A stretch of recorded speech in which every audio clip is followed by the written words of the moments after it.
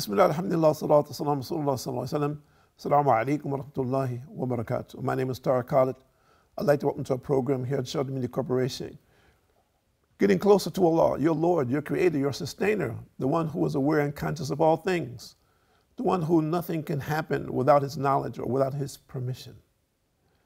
And we need to know about our Creator, who He is, what He does, what He wants from us. It is important and essential for each and every human being and jinn to understand this. And we have, of course, choices to believe or not believe, but it is important for us to be aware and conscious. And those who believe, of course, are those who Allah prefers. And of course, they will have the benefits when they return to Allah. And those who disbelieve will suffer the consequences of their actions. So we clearly ask Allah to guide all of our viewers, and of course our deepest interest in that they are guided to the truth. And we hope and we pray that something that may be said or shown on these programs that will be of benefit to someone that will help them come closer to Allah, and that they will gain the real salvation. And that the ultimate salvation is what?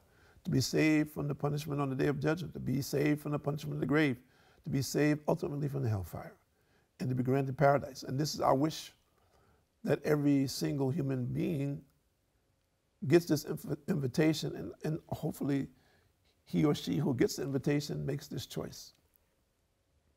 Unfortunately, we see so many people today making very bad choices in their life in so many different ways, and not understanding or conceiving of the consequences of those actions, because they are just following what everyone else is doing, or following what is the latest fad, or just following their desires, or a combination of those things. And of course, historically, we know that there's always been a group of people who have obeyed the prophets of Allah subhanahu wa ta'ala during different eras, and they generally have been small in number compared to the number of people that existed at that time, with a few exceptions. And of course, the Prophet Muhammad sallallahu alaihi wasallam, he said more or less on the day of judgment, some prophets will come and no one listened to them. No one. No one listened to their invitation or the explanation or the revelation that was given to them from Allah. So there are no prophets coming, and our responsibility, to the best of our ability, is to communicate this message to every single human being that we possibly can until the day of judgment, or until Allah stops this message. And that will be a horrible day. And we pray and we hope that we will not be there at that time. So let's see what Allah subhanahu wa ta'ala says first and foremost. In Surah number 2, verse number 152.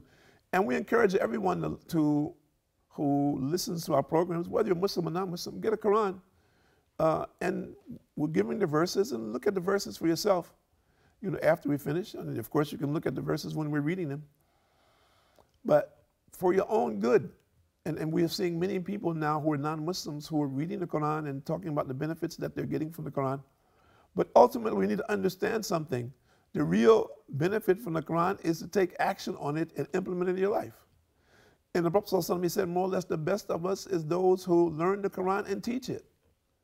Of course, in teaching, of course, means implement. Learn it, implement it, and teach it to others. So the people who are studying, and I've seen on YouTube men who said, I spend several hours a day learning Arabic, and others who say, I read the Quran regularly, but they haven't become Muslim. And we can't say that they will not become Muslim. We hope that this is, of course, just the steps that they're taking towards the truth. But we need to understand something, and we encourage and support everyone to take those steps.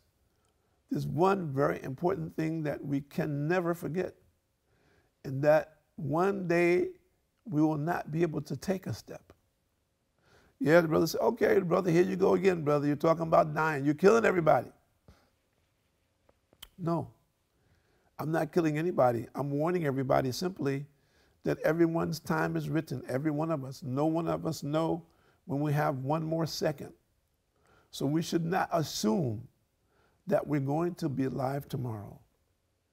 When we see the truth, we should embrace it as though I need this truth now, before my time is up. And we should deal with it from that perspective. Not deal with the modern concept, well, I just deal with the here and now, and I'll deal with the hereafter later, and whatever comes, may it come. I will cross that bridge when I come to it. No, you will not. You will not be able to. So we need to take care now, pay attention, and not just follow our desires or follow what we see people doing because it's popular or appealing or being promoted. No. We should have some discipline and close our eyes to that. Not close our eyes to the truth, but close our eyes and our ears to the falsehood. Once we see it and identify it, we should close our eyes and ears to falsehood and not accept it, reject it, and stay away from it. Because surely it's misleading, and we will be misled to an end that is far above and what we could ever imagine. And there are people in error who are also saying, God is a loving God, and God forgives all sins, and God will not punish you. That's not true. That's not true.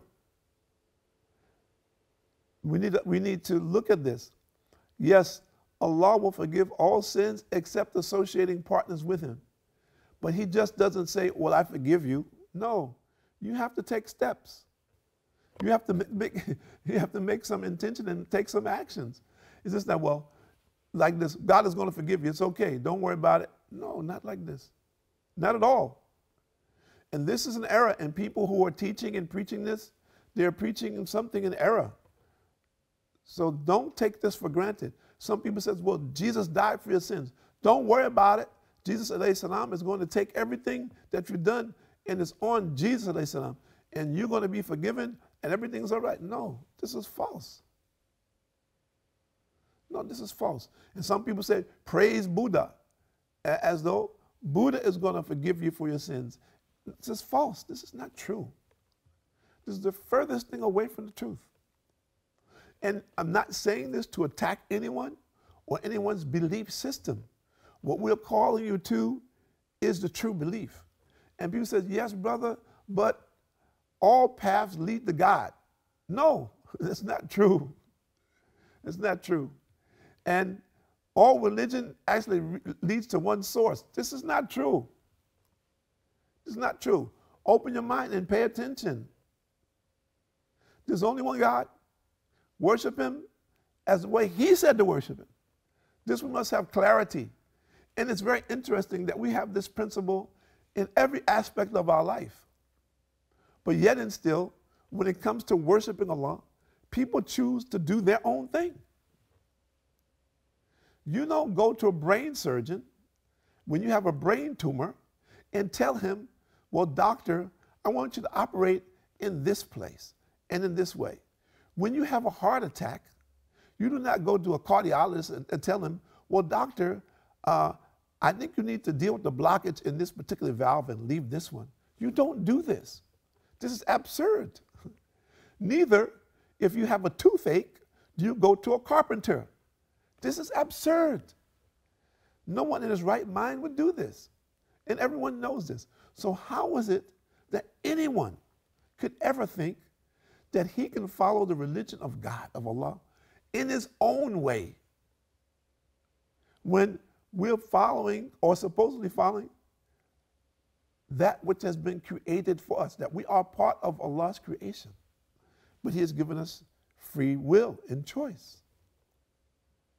So if we think about these things and think about what is my present condition, what is my relationship with my Lord today, what would happen to me if my life was to end today?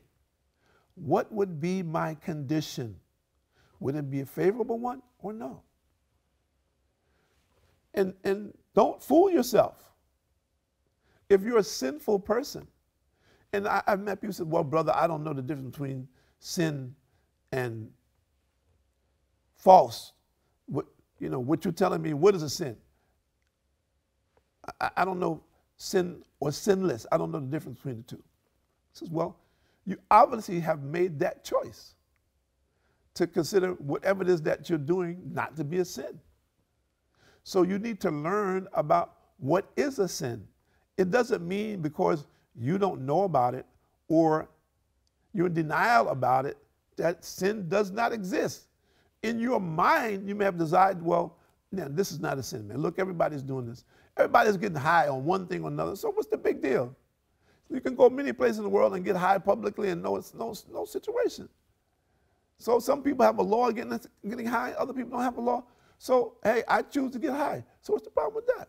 Another one says, listen, man, fornication, adultery is okay. Look all these guys out here, all these married guys. Look all these women. Come here, I'll take you to the party. All these men are married, all these women are married. This fornication, adultery, open. So what's the big deal? Why are you making a big deal out of it? They're adults, they're choosing as they want. So you're saying this is a sin. Look all these people. Those people there, some of these people, they consider themselves to be religious people. They believe in God. But, they're just doing their thing. They're not hurting anybody. They're not forcing themselves on anybody. There's no rape going on here. They're just kind of doing their thing. And on and on. I don't want to continue on this path. But we all know as adults that this story goes on and on from society to society. And it is historical. It's not something that is new. And people justify it because they say, I feel comfortable in this. This is my comfort zone.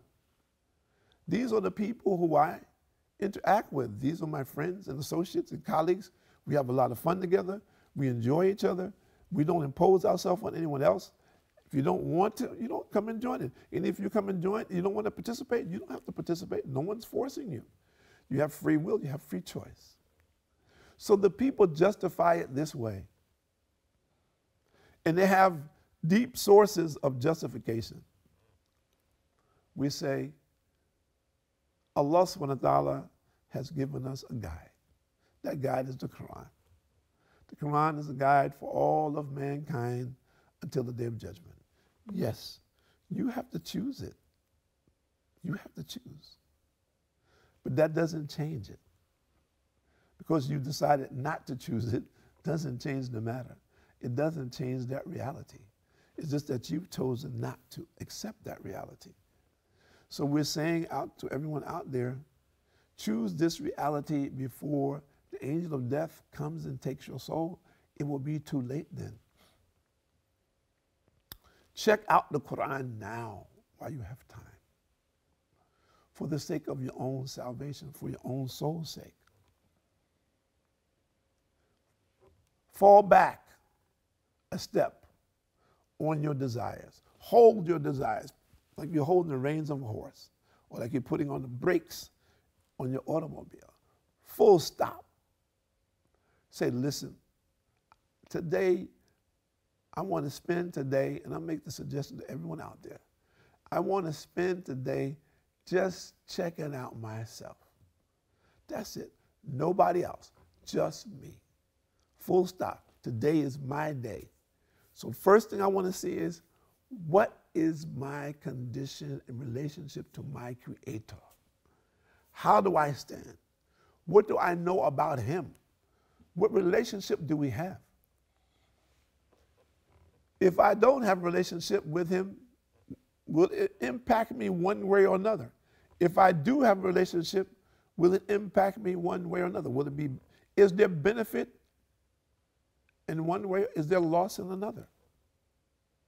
And if so, how? And what should I do to gain benefit? And what should I do to prevent loss? So ask yourself some of these questions. Take time out while you can.